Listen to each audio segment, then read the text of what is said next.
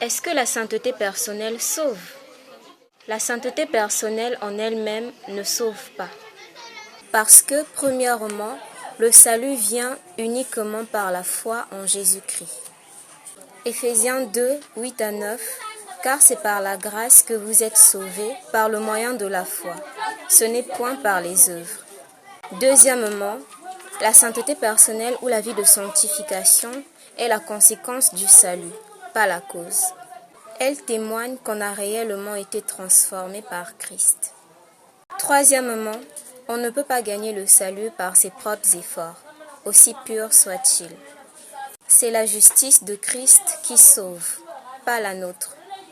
Donc, la sainteté est essentielle dans la vie chrétienne, mais elle ne remplace pas la foi en Christ pour le salut. Mais sans la sanctification, personne ne verra le Seigneur.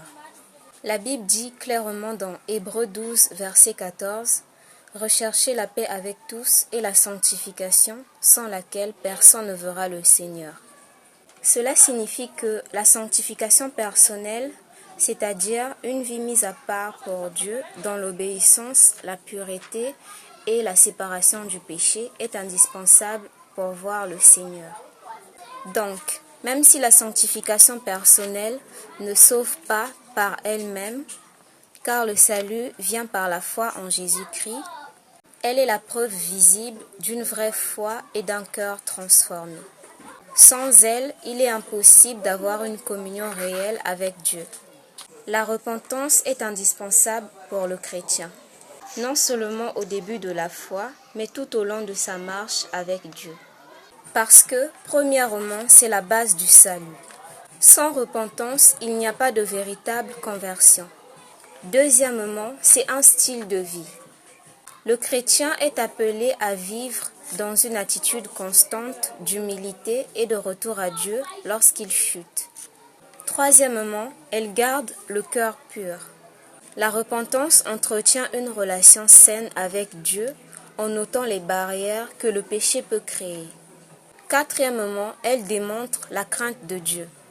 Se repentir montre qu'on prend la sainteté de Dieu au sérieux et notre désir de lui plaire. Un chrétien sans repentance devient spirituellement sec et vulnérable. La repentance n'est pas uniquement pour ceux qui ne sont pas encore nés de nouveau. Même les chrétiens nés de nouveau sont appelés à vivre dans une repentance continue. Car, premièrement, la nouvelle naissance ne rend pas infaillible. Même après être né d'eau et d'esprit, un chrétien peut encore pécher par faiblesse, ignorance ou distraction. Deuxièmement, la repentance maintient la communion avec Dieu. Quand un croyant pêche, la repentance sincère restaure sa relation avec le Seigneur, même si son salut n'est pas forcément perdu. Troisièmement, David, Pierre, etc. étaient croyants, mais se sont repentis. L'exemple biblique montre que même les serviteurs de Dieu peuvent tomber et doivent se repentir. Quatrièmement, l'Esprit Saint convainc encore les croyants de pécher. Il ne s'arrête pas de corriger ou d'enseigner ceux qui l'habitent. Donc, la repentance est un mode de vie pour quiconque veut marcher dans la lumière. Elle est essentielle pour croître, rester sensible à Dieu et persévérer jusqu'à la fin. Un chrétien né de nouveau, qui pêche consciemment, volontairement et refuse de se repentir, ne peut pas aller au paradis. Selon la Bible, premièrement, la nouvelle naissance est le début d'une vie transformée. Mais elle n'annule pas la responsabilité de vivre dans l'obéissance à Dieu. Deuxièmement, Hébreux 10, versets 26 à 27 avertit « Car si nous péchons volontairement après avoir reçu la connaissance de la vérité, il ne reste plus de sacrifice pour les péchés. » Troisièmement, Romains 6, versets 1 à 2 dit « Allons-nous demeurer dans le péché afin que la grâce abonde? Loin de là. » Quatrièmement, en Jean 3, le verset 9 dit « Quiconque est né de Dieu ne pratique pas le péché. » Cela ne signifie pas qu'il ne tombe jamais, mais qu'il ne vit pas dans un état de péché délibéré ou constant.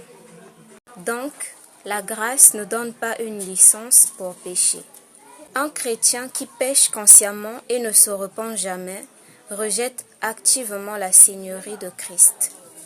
La repentance est donc indispensable pour marcher dans la lumière et hériter du royaume de Dieu. Que Dieu vous bénisse.